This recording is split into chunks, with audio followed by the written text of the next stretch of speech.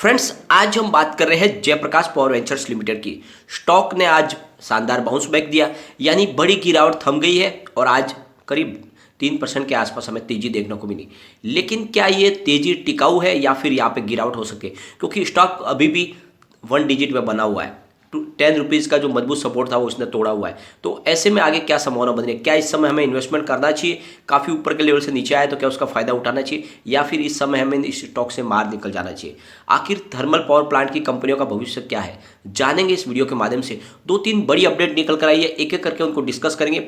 उसका क्या इफेक्ट पड़ सकता है जेपी पावर पर, जानने की कोशिश करेंगे। आज जो बड़ी बड़ी डील हुई वो क्या इशारा कर रही है, क्या वाकई में यहाँ पे खरीदारी हो रही है या फिर हमें एक तरह से इसमें ट्रैप किया जा रहा है, फंसाया जा रहा है। तो सारी बातों को जानेंगे इस वीडियो के माध्यम से। बहुत सारे लोग हैं जो अपनी तरफ से बहुत सारे क्वेश्चन करते हैं, उनके क्वेश्चन के आंसर भी जानने की उनके आंसर के जवाब भी देने की कोशिश करूंगा इस वीडियो के माध्यम से, जिनसे उनको बहुत सारा उनका जो डाउट है वो भी क्लियर हो जाएगा। लेकिन फ्रेंड, उससे पहले अगर आप पहली बार हमारे चैनल पे आए तो चैनल को सब्सक्राइब कर दीजिए, एक बेल आइकॉन दबा दीजिए ताकि जब भी नया वीडियो बने पहला नोटिफिकेशन आपको मिले। वीडियो पसंद आए तो लाइक शेयर जरूर कीजिए। चलो फ्रेंड, वीडियो स्टार्ट करते हैं। मैं हूँ आपका दोस्त SB दवे और हमारे अपने चैनल ऑनलाइन कमाई में आपका बहुत बहुत स्वागत है। फ्रेंड्स, आज के कारोबार के पहले हम कल की बात पर डिस्कस करेंगे। यानी कल आपको पता ही होगा बाजार में बहुत ही बड़ी गिरावट हुई थी, जबरदस्त गिरावट हुई थी। और इसके बीच में कल एक अपडेट निकल कर आई थी कि गवर्नमेंट ने डिसीजन लिया है कि आने वाले समय में phase wise thermal power plant को बंद किया जाएगा, यानी धीरे धीरे करके थर्मल पावर प्लांट को शट डाउन किया जाएगा।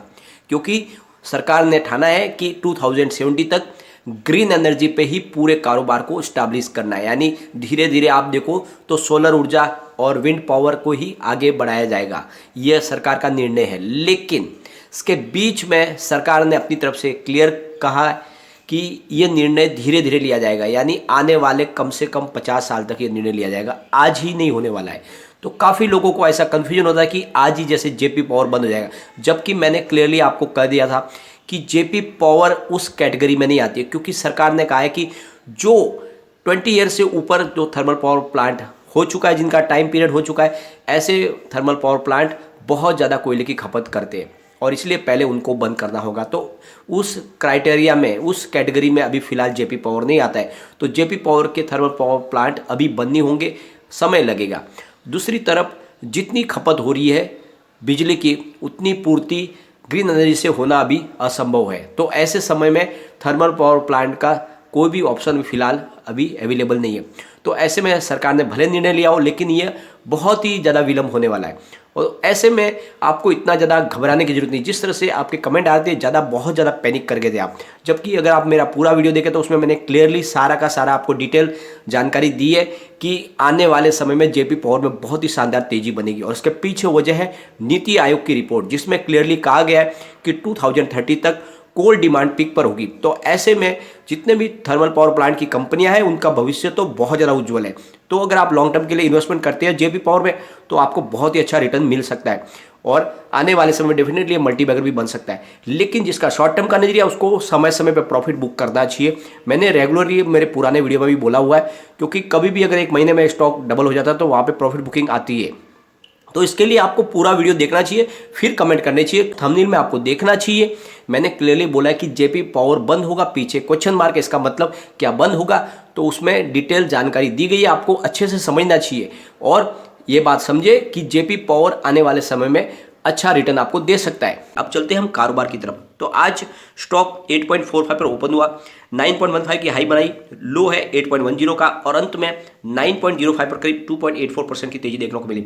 जैसे कि आज बाजार ने भी बड़ा बाउंस बैक दिया, करीब 1400 पॉइंट की अप डाउन हमें देखने को मिली और फिर क्लोजिंग पॉजिटिव रही। तो यहाँ पर भी जयप्रकाश पावर वेंचर्स में भी हमें अच्छी खासी तेजी देखने को मिली। लेकिन इसके बीच में 8 रुपये के आसपास खरीदारी का मौका भी मिला था, काफ़ी स्टॉक नीचे आया था वापस।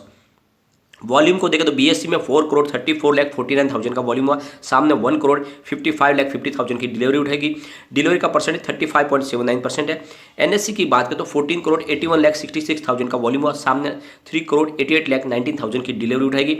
डिलीवरी का परसेंटेज 26.20% है। वॉल्यूम को एनालिस करें तो पिछले एक महीने पहले इसका 37 करोड़ रुपीज़ का वॉल्यूम हुआ था, 1 वीक पहले 21 करोड़ रुपीज़ का वॉल्यूम हुआ, कल इसका 24 करोड़ रुपीज़ का वॉल्यूम हुआ था, आज 20 करोड़ रुपीज़ का वॉल्यूम हुआ। वॉल्यूम के मामले में आज भी नंबर 3 पे था स्टॉक, तो काफ़ी अच्छा वॉल्यूम देखने को मिला हमें। इसकी 2.40 50 रुपये का लो है, 11.15 50 रुपये का हाई है। तो ऊपर के लेवल से करीब 2 रुपये स्टॉक नीचे आपको ट्रेड करता हुआ दिखाई दे रहा है। यहाँ पे आज बहुत सारी बल्क डील हुई। अगर बात करें 9:56 की, तो 8.80 की प्राइस से करीब 15,41,000 शेयरों की एक बड़ी डील हुई और इस डील के माध्यम से माल बेचा गया है, यानी बड़े फंड हाउस ने यहाँ पे बिकवाली की है। उसके बाद में 11:49 पर 9.10 की प्राइस से करीब 19,69,000 शेयरों की बिकवाली हुई है और यहाँ पर भी माल बेचा ही गया है। फिर 12:15 पर 9 की प्राइस से करीब 16,79,000 शेयरों की एक बिकवाली हुई है, क्योंकि उसके बाद में लगातार दबाव बना है, प्राइस बढ़ी नहीं है। फिर 12:18 पर 9 की प्राइस से करीब 27,36,000 शेयरों की एक बिकवाली हुई। फिर उसके बाद में 12:38 पर 9.05 की प्राइस से करीब 31,61,000 शेयरों की एक बड़ी डील हुई और ये भी माल बेचा गया।